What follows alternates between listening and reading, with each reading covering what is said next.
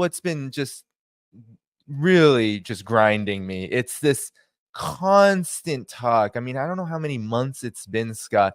It's been since the beginning. What am I saying? It's been since the beginning of the day after October 7th, Israel, when Hezbollah decided to come in solidarity with the Palestinian resistance. Israel has been saying, we're gearing up for a military operation. We're gearing up to fight Hezbollah.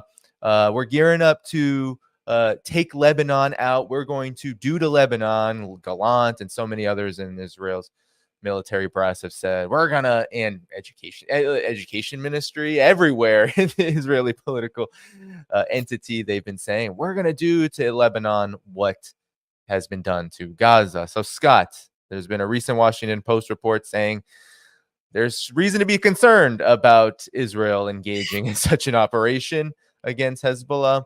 What is your take on the state of Israel's overall, I say, war regime, so to speak, as it continues on in Gaza and threatens war with Hezbollah, which is by many degrees more powerful, more formidable than the Palestinian resistance, and then, you know, there's all of the other resistance that is happening in the region?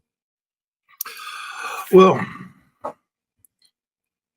first of all, Israel and Hezbollah have been hooking and jabbing for some time now. The Hezbollah was created in the aftermath of Israel's invasion and occupation of southern Lebanon back in 1982. The Shia of southern Lebanon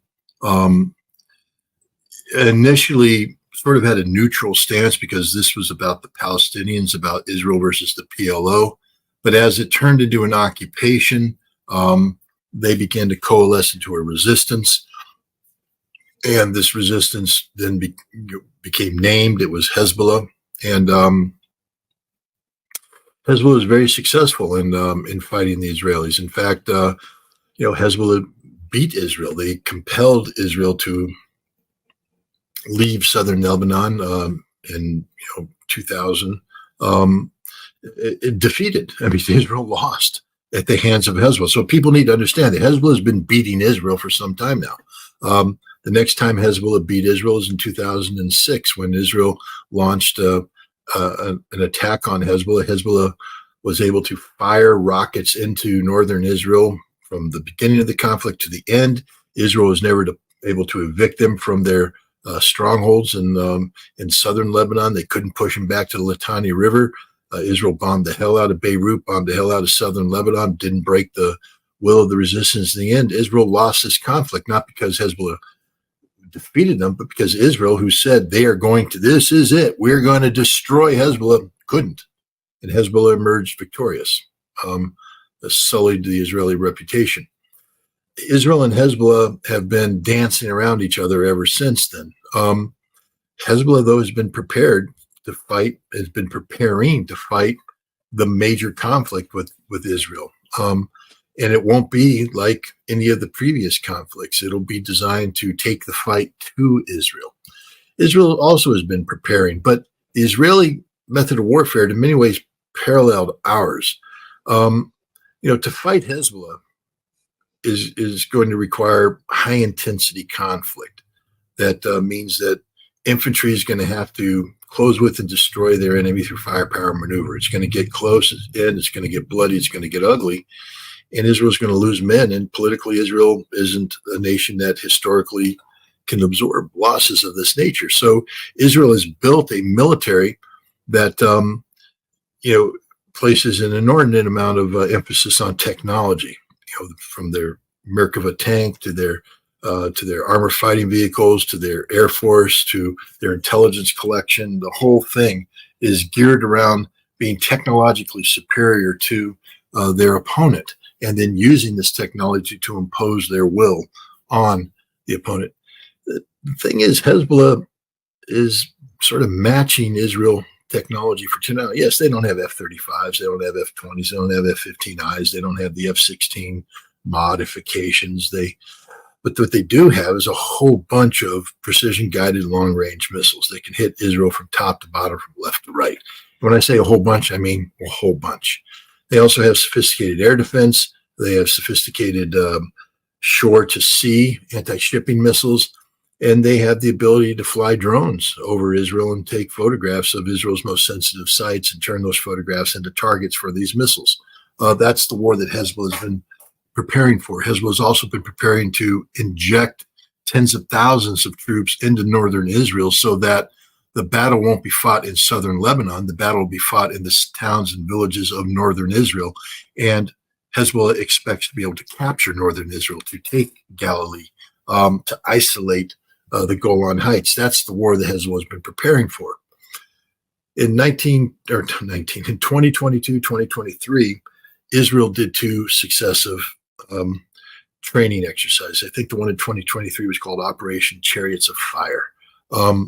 These are exercises designed to stress test the Israeli Defense Force, working under the premise of what happens when it goes all bad at once. What happens when we're at war with Hezbollah, Iran joins in, Syria joins in, the Iraqi and Syrian militias join in, everybody joins in on this. How can we defeat them? Do we have the resources necessary to defeat them? Short answer is they found out they didn't, that at a minimum, they would need massive American intervention. And America's like, we don't want to do that. So Israel already knew up front that if everybody attacked them at once, the Israeli Defense Force didn't have the capacity to win. But the important things about these two exercises is that when Israel was talking about when everybody attacks it at once, they never once thought that Hamas would attack Israel from Gaza. They thought at worst what would happen is you'd have sort of a expanded intifada, that the West Bank and in Gaza would have to be suppressed using standard police things, but there wouldn't be a major diversion of military resources. And yet, after October 7th, Gaza became the main front. Hundreds of thousands of reservists mobilized, dedicated, majority of the Air Force committed, majority of everything committed to Gaza. And then they want to talk about expanding the conflict into Hezbollah. As things stand, Israel has fought a war now that it wasn't prepared to fight. Israel, like the United States, wasn't about large-scale, high-intensity conflicts. It was about short, sharp engagements where they can impose their will using overwhelming firepower and technology.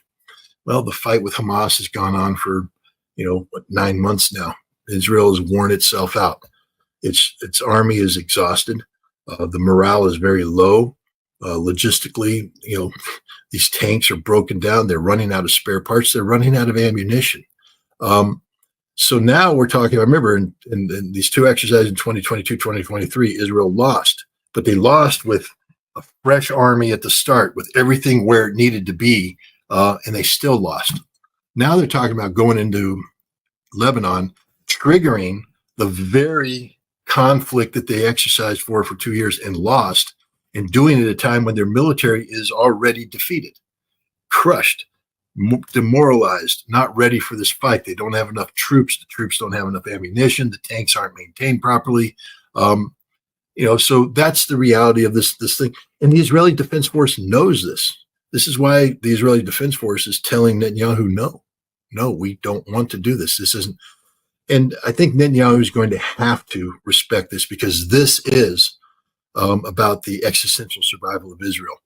Israel will not survive a major ground war with Hezbollah that Iran gets involved in. It will be the physical destruction of Israel. It doesn't mean that Israel isn't going to physically destroy southern Lebanon and Beirut. They will. Israel has a lot. But this is going to be a war of attrition fought on a scope and scale that's never been seen in the Middle East before, with a level of intensity that are orders of magnitude above this. The violence will be horrific. Both sides in a rapid meat grinder operation, seeing who can wear down what first. Hezbollah seeking to take out Israeli airfields to prevent Israeli aircraft from taking out Hezbollah launch sites. So there's going to be huge exchange of fires, and one side is going to achieve fire superiority over the other, and then suppress, and then you get fire supremacy, and then they're just going to wipe everything out. My money's on Hezbollah getting the fire superiority over Israel, because Israel's Achilles heel is, of course, these airfields. When you take these airfields out, Israel's got no place to go. This is why Israel is talking about maybe shifting over to Cyprus. Cyprus. And and using Cypriot airfields. But Hezbollah said, we'll take those out too. And now the Cypriots are like, oh, no, Israel, we're not going to let them do anything. Don't worry about it. No. So, but now we have talk maybe of Israel using tactical nuclear weapons against Hezbollah to, rapidly degrade their ballistic missile capability. This is serious warfare. But I don't think Netanyahu is going to do it. This is why this trip that he's going to make to Washington, D.C. later this month is so important. Because Netanyahu's continued political survival, and that's all we're talking about here. This is all about Benjamin Netanyahu's political survival, continued political survival. It's contingent upon him convincing the Israeli people that he is a wartime leader.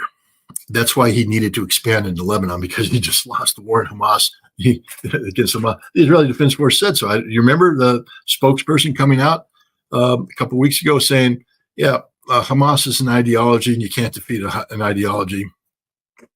We can't defeat Hamas. And Netanyahu came out, no, we're about the destruction of Hamas. And he turned to the chief of staff, correct this. And the chief of staff went, no, we agree with our spokesperson. The Israeli Defense Force just told the prime minister that they're losing the fight against Hamas, that they can't win this fight. That's a big split. So now Netanyahu was looking to Hezbollah as a way of extending his relevance as a viability as a wartime leader. But now he's being told by everybody, including the United States, don't do it. So how does he stay alive? He goes to Washington, D.C. He gets invited to speak before the Congress. He gets more than 55 standing ovations. That's the goal that's been set by Mike Johnson, the speaker. We're going to give him more standing ovations than the last time he was there. Wrap himself in the American flag and return to Israel saying, I am the anointed one. America has said that I am the man to lead Israel through these difficult times. And the Israelis have become so addicted to, being linked to America that, Netanyahu believes that they will say, oh, okay, we'll forgive you all the sins of the past and accept you. So that's where we're at right now. This is all about, unfortunately, Benjamin Netanyahu's, political survival. It's not about dead Palestinians. I wish it was. Yeah. But, the Lancet's numbers. Undercount. It's undercount, but it's not just that, but too many people, it's a meaningless number. We stopped caring. We're numb to it.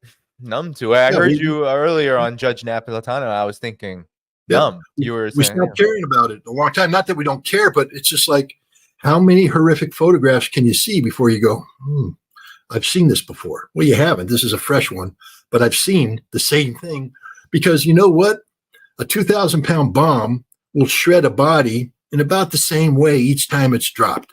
And so there's only so many times you can lift the, half the torso of a 10-year-old child, or have a girl holding her jaw in places.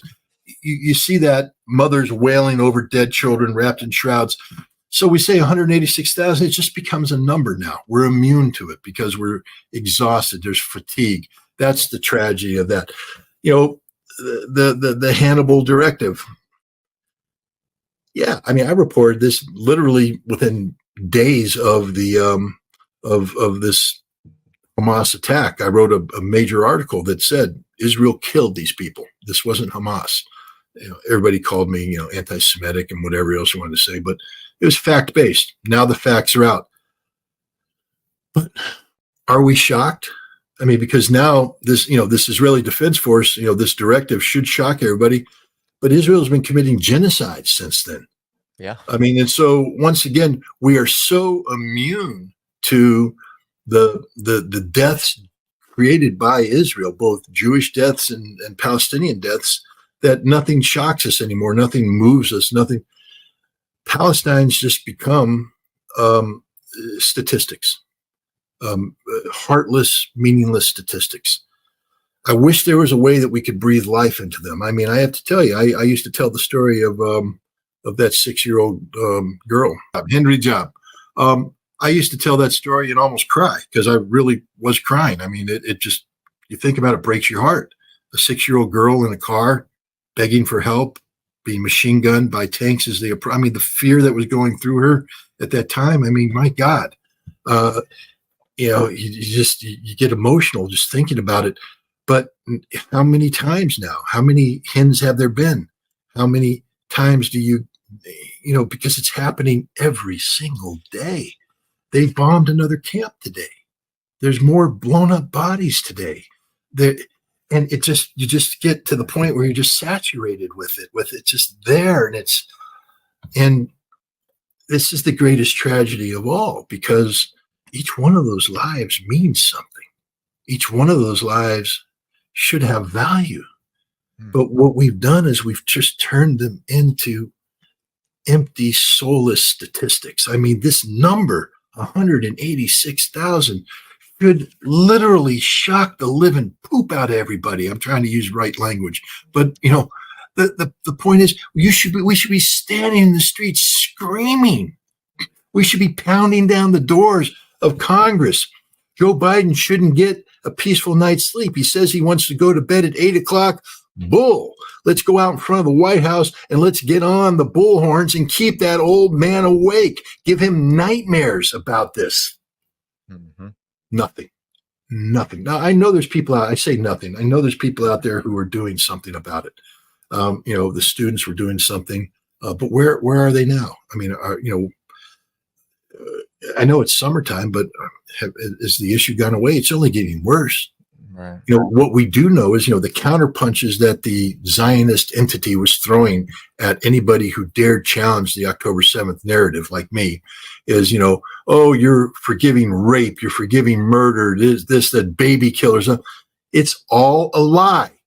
Everything Israel says is a lie. It's that easy, ladies and gentlemen. They haven't told the truth about anything. Officially, the Netanyahu government. You have individuals in the system that will come out and say the truth, but right. The government hasn't. And the American establishment likewise hasn't told the truth about anything. I don't know how many times I have to hear liars say, I've seen the movie and it moved me. I saw the death of the raped women, the dead babies. You didn't see anything. You're making it up because we know it's a lie. We know it's a lie. Oh, they massacred those poor people at that outdoor music festival. Yeah, they did. They being the IDF, we now know it. It's not a question. Hamas did not kill those people. We now know, and Israel, Haaretz has acknowledged it. It was the IDF that came in, exercising the Hannibal Directive, that slaughtered those people. And here's the other thing that nobody's talking about, Danny. They knew that attack was coming. Right. The Israeli intelligence services had been tracking this for some time now. The decision makers, the local area commanders, the division commander, why in God's name did you sign off on a music festival adjacent to Gaza when you knew the date of the Hamas attack?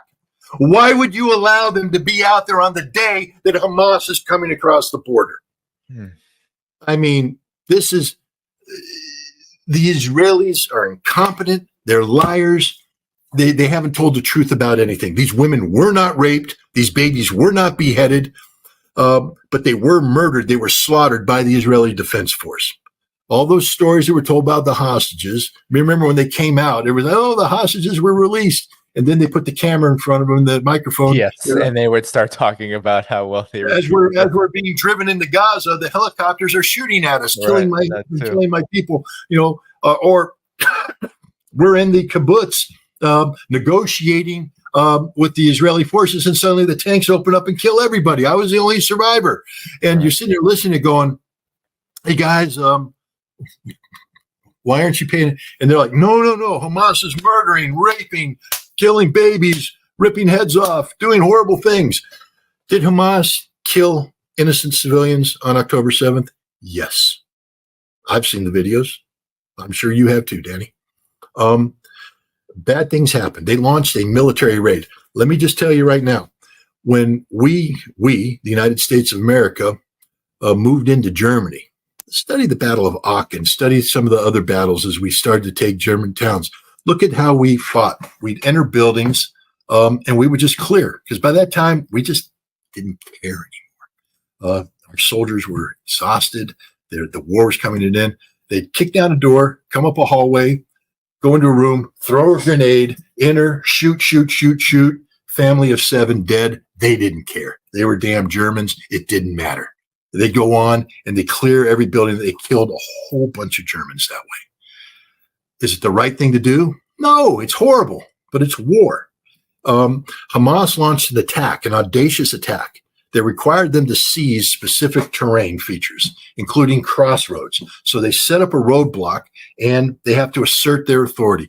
Cars come into that roadblock, they open fire on the cars and they kill what's ever in the car. Some of them are civilians. You know, Marines did it in Iraq.